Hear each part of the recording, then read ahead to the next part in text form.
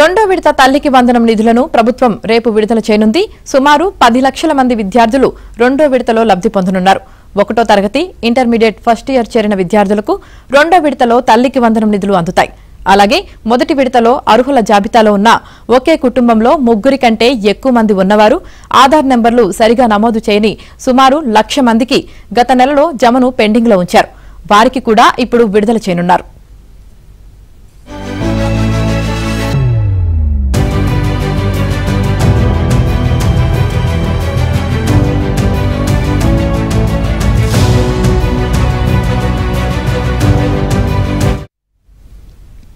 విద్యా హక్కు చట్టం కింద అడ్మిషన్లు పొందిన 46,000 మంది విద్యార్థుల నగదును వారి తల్లులకు కాకుండా నేరుగా పాఠశాలలకు చెల్లించనున్నారు.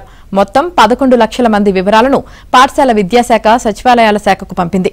అర్హతల వడపోత అనంతరం సుమారు 10 లక్షల మందికి పథకం అందుతుందని అధికారులు అంచనా వేస్తున్నారు.